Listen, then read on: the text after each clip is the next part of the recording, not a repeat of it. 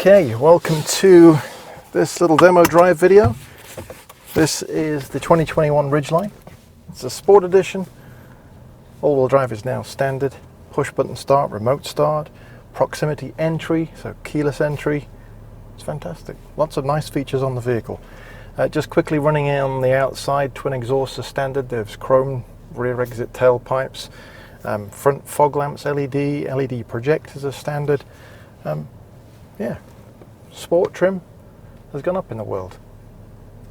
Telescopic steering wheel, up, down, in and out. Get it where you want. Power mirrors, power door locks, Honda sensing is standard. Tri-zone climate control, push button shifter, 9-speed auto, 4-option intelligent traction management system, auto stop start. I'll leave that off. Android Auto, Apple CarPlay, touchscreen 8-inch screen. Yeah, let's take it for a drive. I've got my mirrors set. I feel good. Let's see how this thing wants to play. First of all, let's try the turning radius. So we'll be in one parking spot. Let's try the backup camera as well. 3 position. Super wide angle, standard angle, and the drop down angle. Nice and clear. Kalahari Resorts, the big indoor water park, well, America's largest indoor water park, here in Round Rock in the background there. Right, so we're in one parking spot. Let's just try and lock this round. That's 1, 2, 3.5 parking spaces between full lock to lock. Turn. Not bad. Alright. How do we get out of here? I have no idea, to be quite honest. I love it when people say, to be quite honest. Was that you weren't honest to start with? I don't know.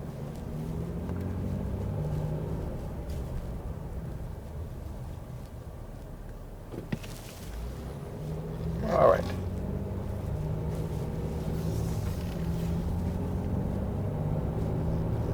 So this has the 3.5 litre V6, Honda's bread and butter V6, the only V6 that they do.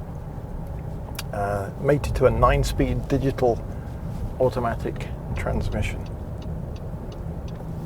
Now, no blind spot information on the Sport, but it does have Honda sensing, so adaptive cruise control, collision mitigation braking, road departure mitigation,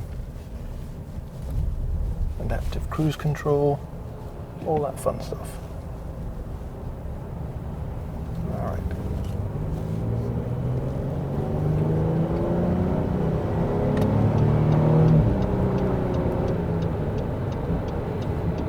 Well, it picks up nicely. I'm going to do a little merge there. It's quite a windy day today,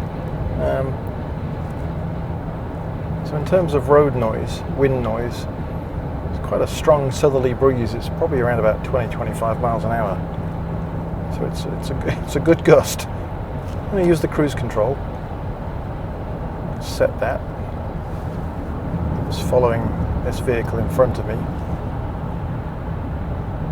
and that is adaptable with my right thumb. Super comfy. Seats are manually height adjusted in the Sport with a big long lever. Just trying to drift out a lane there and it's just corrected us without using the turn signal. I'll try that again. Yep, there you go. So lane departure's done its thing. That's a new icon that it's actually got there for the 21 by the looks of things. A new little look on the iMid display when that happens. I wasn't using the lane keeping assist system then, but I was using the road departure mitigation, and that warned me of the lane departure. That was nice. The railway tracks that we go over are pretty rough normally, but this thing's just absorbed that very nicely.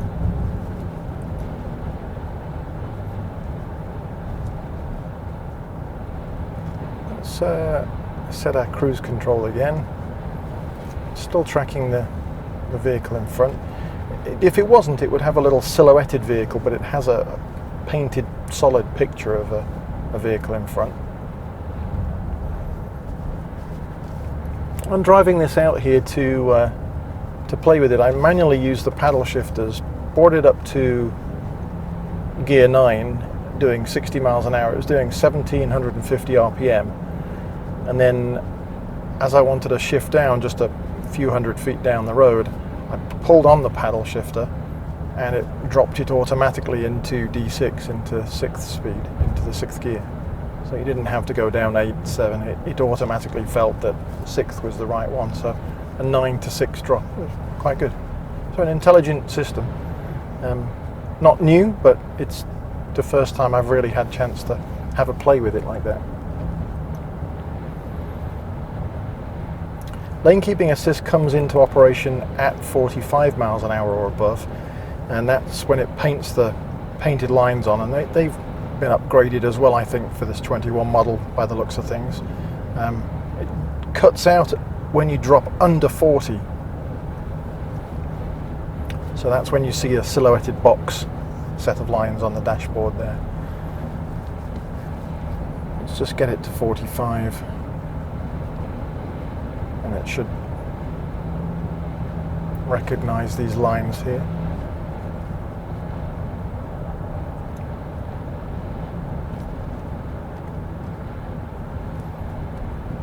Or maybe not. Oh yes, there it is.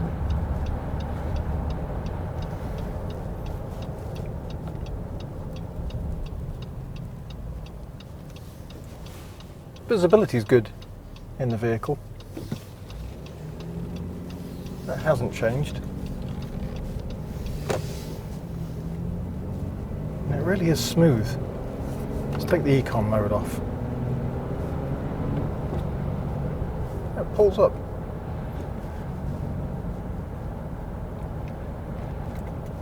I'll set our cruise control.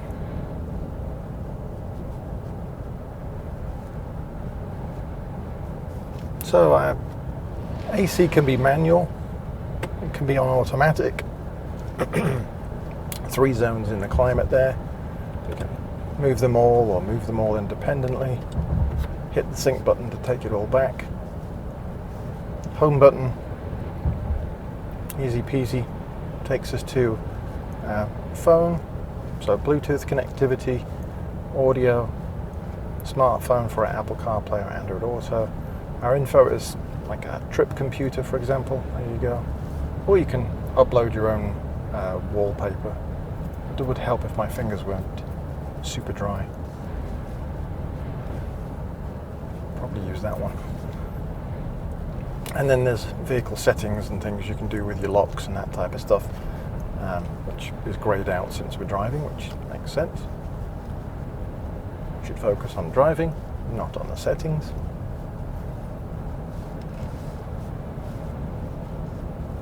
Automatic headlamps, again standard with the fog lamps. Drives nice. Wasn't expecting it not to drive nice. And as for the twin pipes, does it make an extra vroom vroom? No, is the answer. Does Honda Performance Development give us any extra performance? No, is also the answer. But it does look good. Subjective, but I think it looks good. I certainly like the redesign on the front of the nose. I think that looks A-okay. Alright in my book, Honda. They've redone the seats as well on the Sport, so it has a new insert design. It's kind of hexagonal. And then you've got this nice updated, kind of a little bit more sporty, a bit more youthful, I guess, trim piece around the shifter and across the start button and the dash here and the tri-zone climate control. It's a little textured.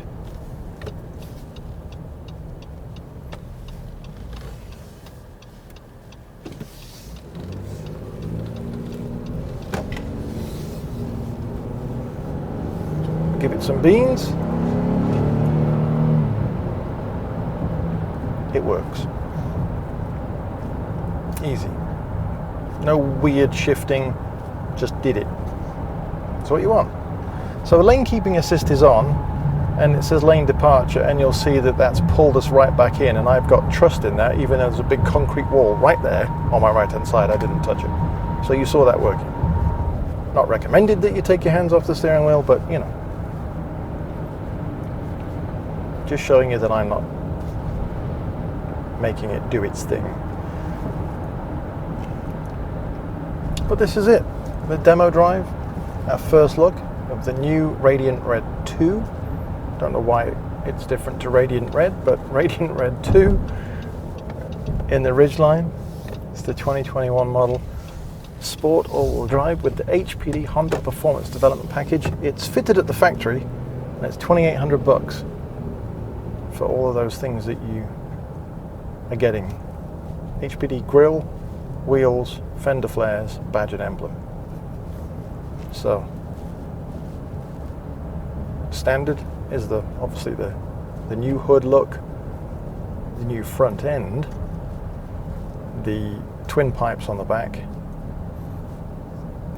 That's all new. And then the various models, Sport, RTL, RTL EM Black, have all got some new things going on with them. As we get those in, we'll take a look at them as well. But for example, blind spot monitoring is going to come into another model. Wireless phone charger will get incorporated now into other models. So all in all, I think Honda has definitely boosted the visual appeal, whether you have an HPD pack or not. But I think the overall look, certainly from the front end, looks a lot better, and I think they've done a good job. Driving it is fantastic. 5,000 pound towing weight. Who really uses their truck genuinely on a day-to-day basis, other than maybe if you are a tradesperson, somebody that has a skill and a craft, towing a huge, big, beastly boat or trailer? I genuinely don't think most people use their trucks for what they're built for. Would you use this one on a daily basis? Absolutely. Could you use it for what it's designed for? Definitely. Am I an advocate of a big truck? Sure. I like big trucks.